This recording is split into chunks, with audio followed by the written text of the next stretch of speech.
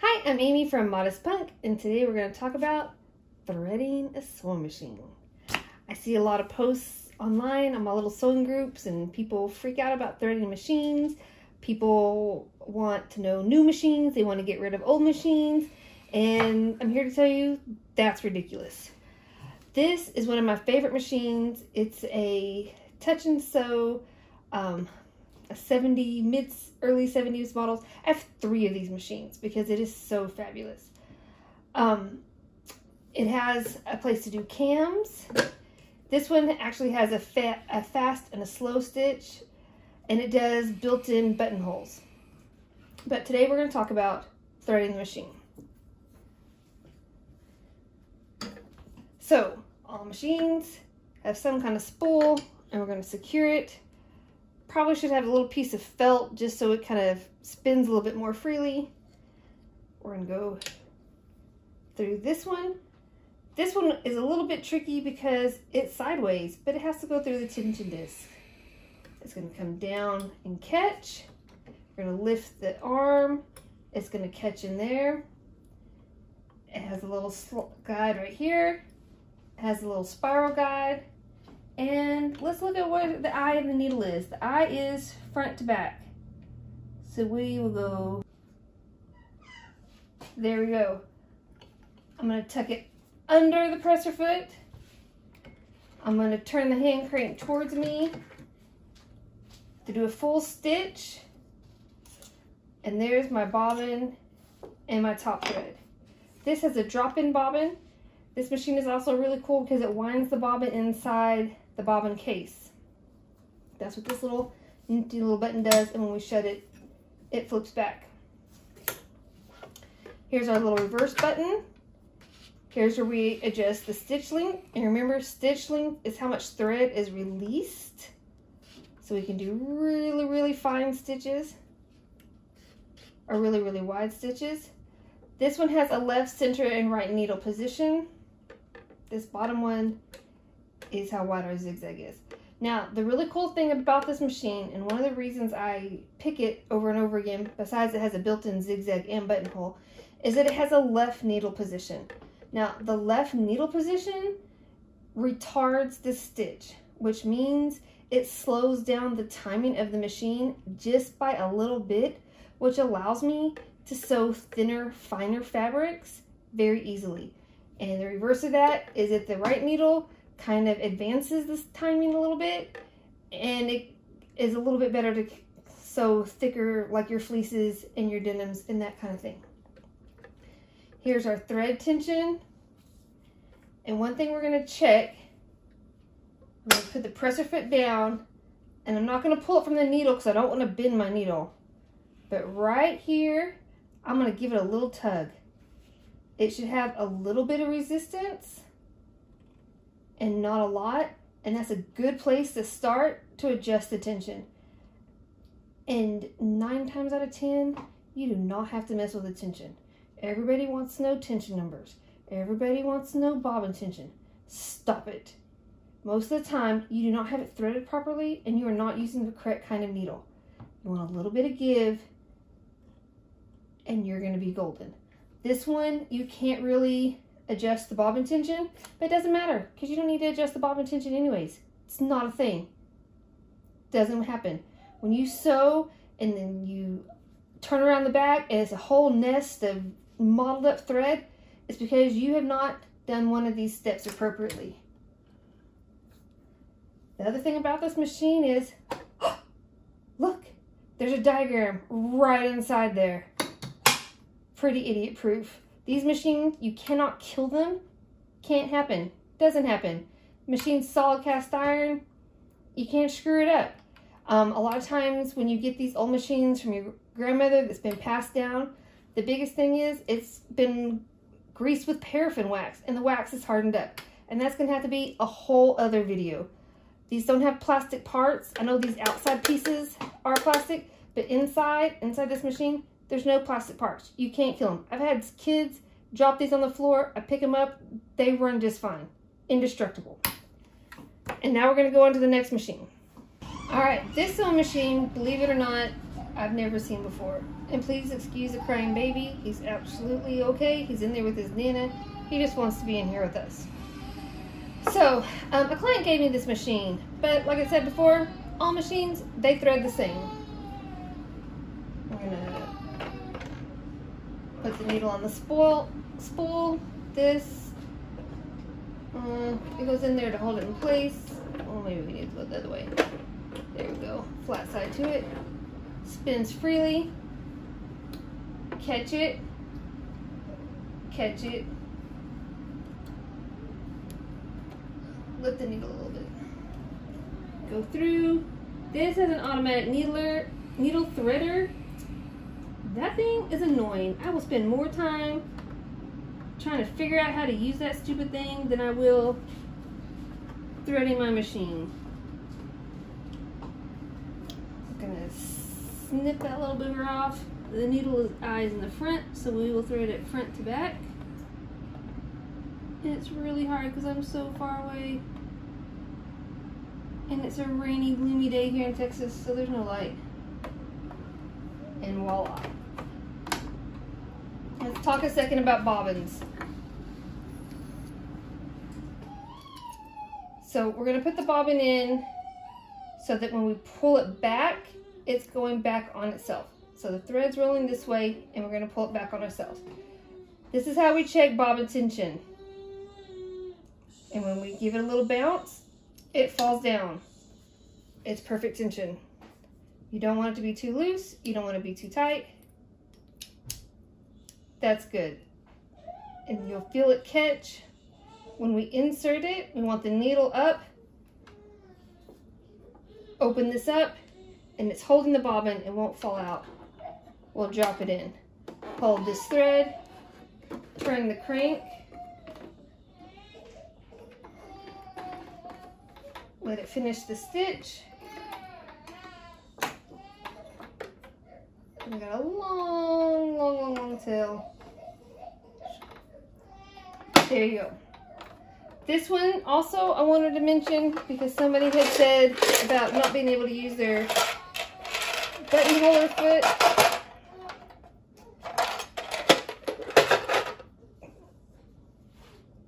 On these, you're going to put the button, well, there it goes, right here, and it sets these little arms on it. And when we put the foot, let me see, that's a snap off. And we're gonna, like I said, I've never used this machine before, so I don't know a whole lot. There we go. And here's our little push, and it fits behind there, and then it only allows it to move that far, and that's how big our buttonhole will go. Some of them have two little arms. This one has some kind of self-stopping. Like I said, I've never used it before, so I haven't really investigated it. And then when you want to sew the actual button on, you put it on a 0 stitch with a zigzag, and it'll just stitch in place in the holes of the button. This has our stitch length. This has our stitch width. All these little stitches here. To turn it, same as the other machine, they're just in different spots. This has a button, a bobbin winder on the top. Let's see. So your empty bobbin will go here. You'll turn it over. And this threads around this way. And wait, what is this? If we look on the top of the machine, it has the directions for us. It has all these nifty little arrows showing us exactly where to go. So it's idiot proof. One more thing. That little thing, that's our reverse button. All right, on to the next. All right, in our video about turning and top stitching pre-flats, this is the machine that I use. This is Granny Edith's. It's 1963 New Home. Actually, my bestie figured it out, and it cost about $900 in today's dollars when she bought it in 1963. Or rather, my grandpa bought it for her. This one is really cool. One of my favorite machines. Like I said before, it was designed to fit in a table. I have my husband's making this video, so we're not going to talk about how many machines I have. It's a lot. I have no room for tables, so I set all these on top of a counter. This one, you can see it has these little ports. That's for oil. That will be another video. This one takes cams. Maybe we'll play with that in another video. But lo and behold, it threads the same way as every other sewing machine, basically in the history of time. We're going to drop that in. We're going to put it through the thread guides. It's got to go into the tension disc. Bring it up till it catches. You will feel it catch. Lift the needle up. This one's a little annoying because you actually have to thread it. It's threaded. It's got a guide here and it's got a guide there. And it's got a sideways needle. Which side do we do it from? The same way that we read. Every needle, left to right. There we go. This bobbin is already up. This one, it loads from the side because it was designed for a table. It's the same as the touch and sew. Again, good tension. Open it up. It fits in. Turn the crank. There it goes.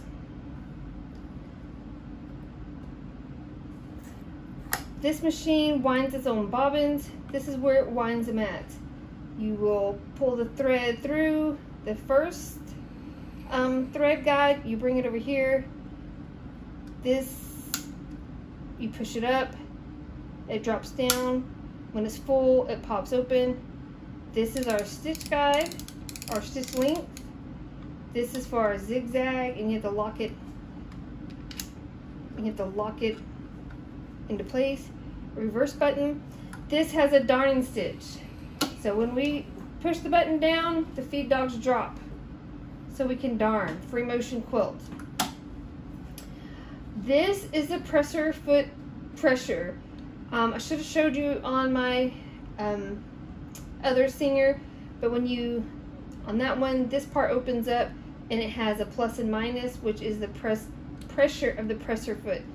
This is like that, and it does how hard or how soft, and that's good when you're sewing with pull, because you can kind of lighten it up a little bit and make this kind of loosey-goosey, so it kind of threads a little bit better and it doesn't stick.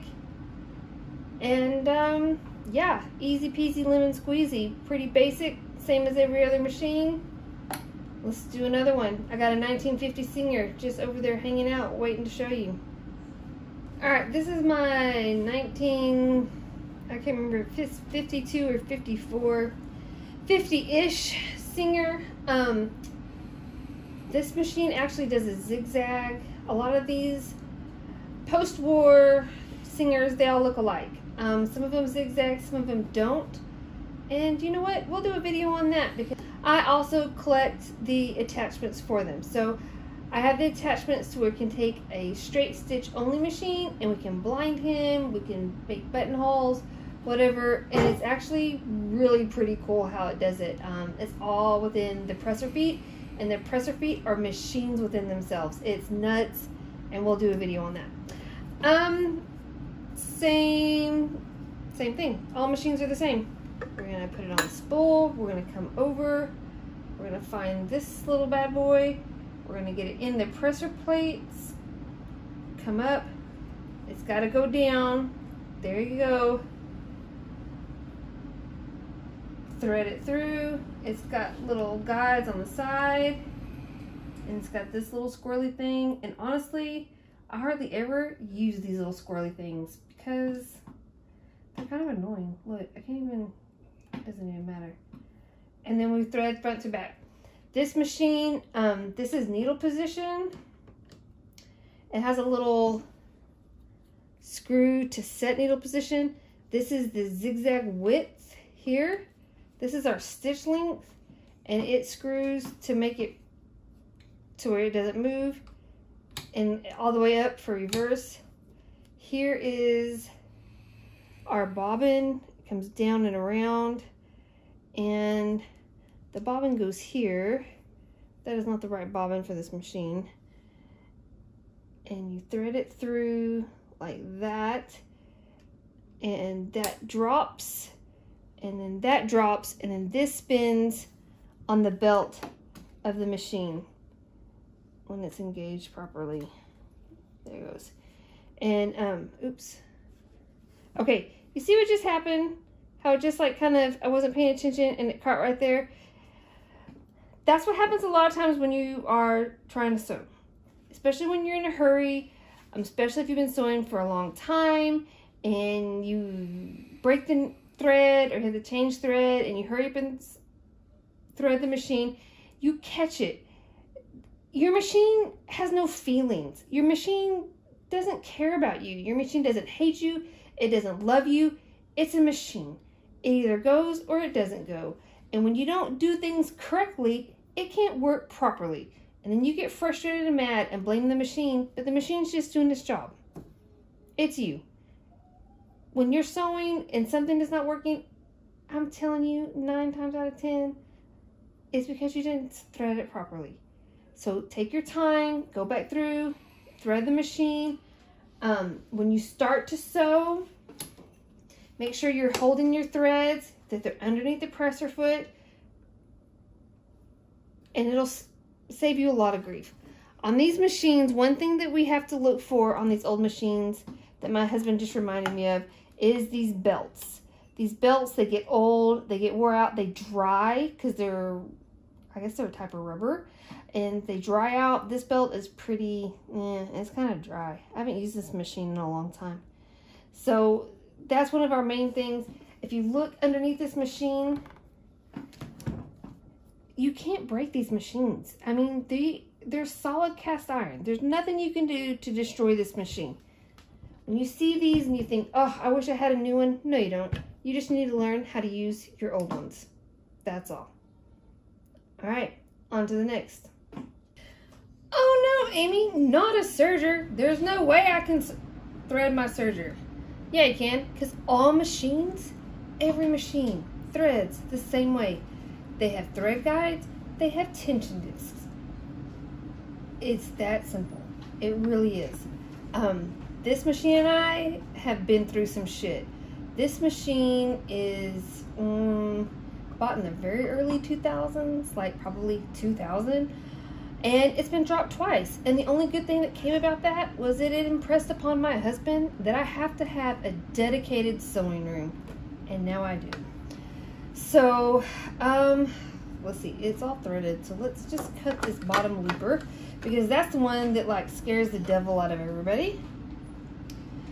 And I don't know why. The only thing about this bottom looper is it's a bitch to thread. It's just teeth, like you can't get your fingers in there to do it, but it threads like everything else. So my serger has 2 little needle holes and it loops around the little guides. Okay, easy. Catches in this one, and you can tell how it's all like wonky because it got dropped and the bottom looper is the one that suffered from it twice. Now when they talk about flossing serger thread, you put it in the disc and floss it, and you can see how it's kind of stutters. Remember how we talked about the bobbin? It's the same thing. And we catch it here. And wait, what's this? A whole diagram dedicated to showing us where the serger thread goes? And it's color coded? No, don't tell me that. And yeah, it's that super easy. So let's raise our needles. So, kind of started this wonky. Let me cut this, and I'm going to pull these threads. Okay, so we're going to catch it in this bottom one.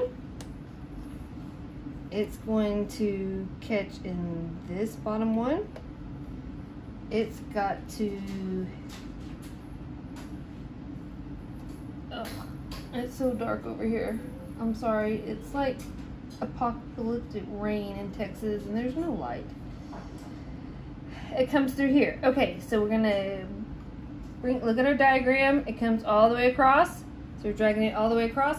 Now, the terrible part about this is we got to get it from this side of the needle into the other side of the needle. Now, because sergers cut while they sew, and if you're not cutting while you sew, that's probably a big issue, because sergers want to cut while they sew. That's what they do. That's how they perform best. So we're gonna need to make sure that we get all the lint out, because that lint clogs up all the gears and makes it to where it doesn't want to sew right. All right, so let's see. Our handy dandy little tweezers. And I remember a long time ago in Abilene, Texas, when I was complaining to my sewing guy that, oh my goodness, there's no way I could possibly ever do my serger. It's just impossible. And he said that he had lots of women working for him, and every single one of them could learn how to do it. And they did it with a hook. They didn't even have these tweezers to reach in there and grab it. They had this weird, like, imagine this hooked more and it didn't pinch. That's what they had. And they all learned how to do it. Okay, so we're gonna set this just right to where we can get this bottom looper in. And that's it. It's done. It's that easy.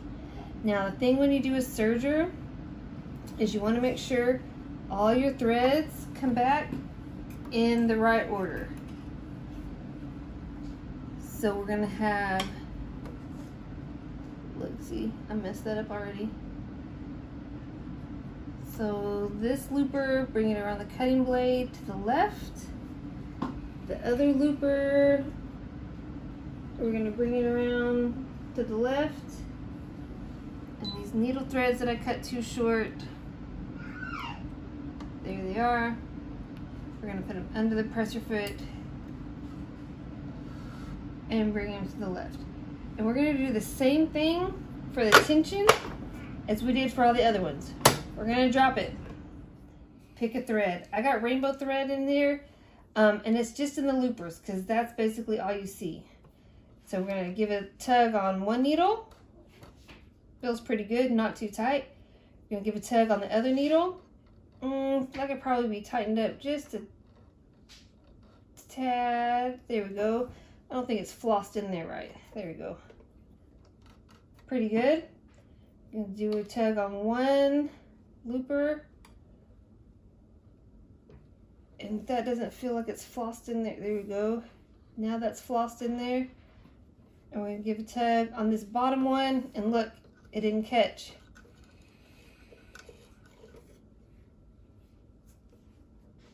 Oh, it's too tight. All right, lift it up a little bit. There we go. Voila. It's that easy. That simple. Sergers are the same as sewing machines. They have needle guides.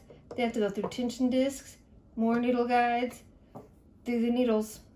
That's all you have to do. Easy as pie. Okay, just a real quick thing about vintage machines and bobbins. So, there are actually differences in bobbins. These are all the same. These are the most common ones. I don't, on top of my head, have sizes, but I just wanted to kind of show when your machine is acting finicky and it's the bobbin, it's not the tension. Stop messing with your bobbin tension. Just don't do it. I'm tired of it. I see it all over the boards. It's never, ever the bobbin tension unless something crazy has happened and it's so loose it's not even catching. It's a threading issue, and it's maybe you're using the wrong bobbin. Maybe you have the bobbin loaded incorrectly, but it's not a bobbin tension issue. So even though they kind of look like they're the same, they're not. Like, these are just slightly off enough to make a difference. This one is rounded. I don't know how to show that it's rounded, but this one is actually domed on top. This one is super, super flat and thin. And we're going to put it in there, and it's going to go in a clockwise manner, and it's going to come back counterclockwise. And when we load it, we're going to open it all the way, and it's not going to drop. We're going to open it all the way and set it in there. Now, just because I can show you, because it's really cool. The one really cool thing about the Touch and Sew that I love so much is that they're bobbins and screw. So then I can take out all that bobbin thread and screw it back on there. Another thing about bobbins is some machines are really, really finicky, and these little threads that you lead with to wind them, they don't like that. So just snip it off and make sure it's really, really clean and there's no extras to get caught up, because it's just a machine. It was engineered to work. It's gonna work. Make sure you dot your I's and cross your T's, and they'll last you forever.